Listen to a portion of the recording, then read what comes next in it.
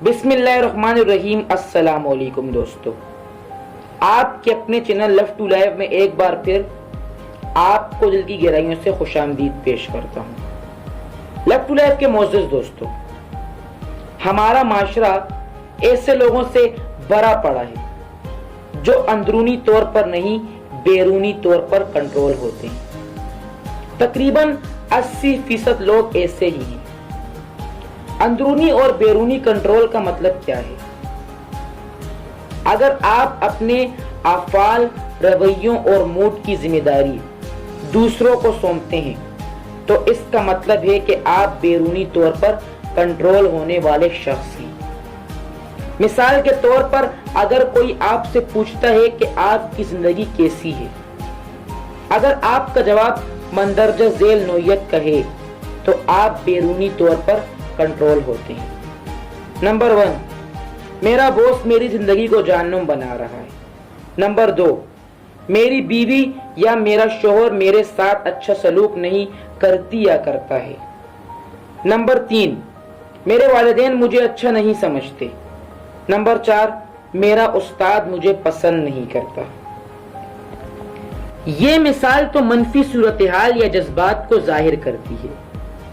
اگر آپ سوال کا جواب مثبت بھی دیتے اور اپنے خوش ہونے کا ذمہ دار بھی کسی کو سمجھتے، تب بھی آپ بیرونی مداخلت سے کنٹرول ہونے والے شخص ہیں۔ اندرونی طور پر کنٹرول ہونے والے شخص اپنے رویے، افعال، موڈ اور زندگی کی پوری ذمہ داری خود لیتا یا لیتی ہے۔ آپ ایسے لوگوں کو زندگی کے لیے دوسروں پر الزام دھرتے کبھی نہیں دیکھیں گے۔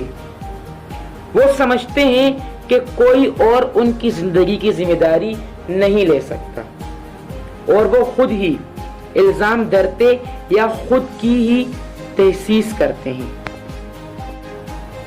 حال ہی میں ایک خاتون ایک ماہر نفسیات کے پاس آئی جس کا وزن تقریباً 70 پاؤنڈ زیادہ تھا۔ وہ بہت سے ڈاکٹروں سے، جن میں ماہر غذائیات بھی شامل تھے، مشورہ کر چکی تھی اور تقریباً وزن گھٹانے کا ہر علاج آزما چکی تھی، لیکن بقول اس کے کہ کوئی بھی چیز چند دن سے زیادہ فائدہ نہیں دیتی۔ ملاقات کے پہلے 45 منٹوں میں اس نے اپنی مشکلات کے لیے ہر کسی پر الزام لگایا، جس میں اس کے والدین بھی شامل تھے۔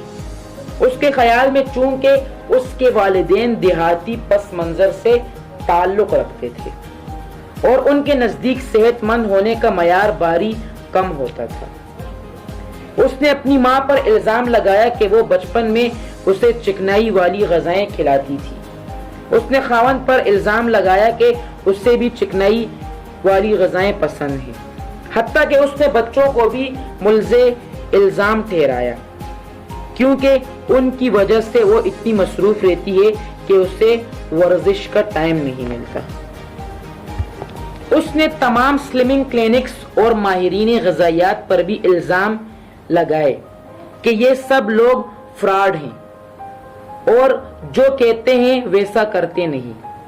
اس نے ہر کسی پر الزام تراشی کی، لیکن صرف ایک شخص اس کی فہرست میں شامل نہیں تھا اور وہ تھی وہ خود، اس کی غذا اور اس کے کھانے پینے کی عادات۔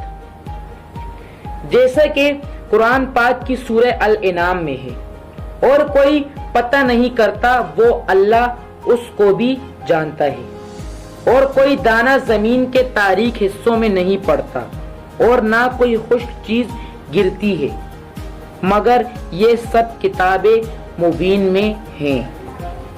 دوستو، زندگی کی ذمہ داریاں اٹھانے کی نسبت دوسروں پر الزام تراشی کرنا بہت آسان کام ہے۔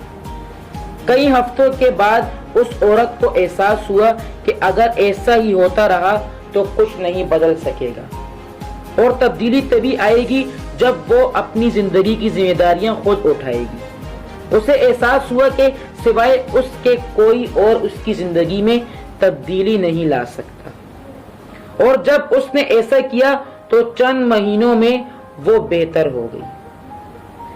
ہم اپنے ارد گرد کے حالات یعنی کہ لوگوں تک نہیں بدل سکتے۔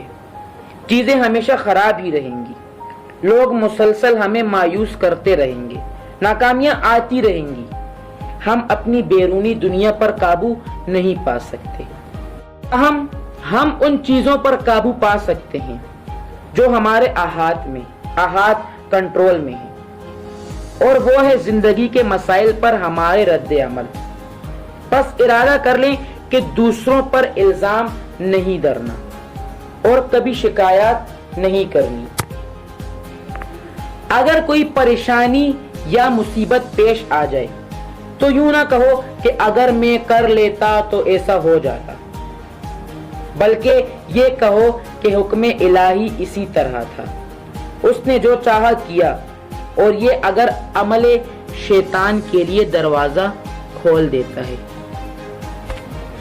اگر آپ کو ہماری ویڈیو پسند آئی ہو تو اسے لائک کریں اور اپنے دوستوں کے ساتھ بھی شیئر کریں، اور مزید اس طرح کی ویڈیوز دیکھنے کے لیے ہمارا چینل لو ٹو لائف بھی سبسکرائب کریں۔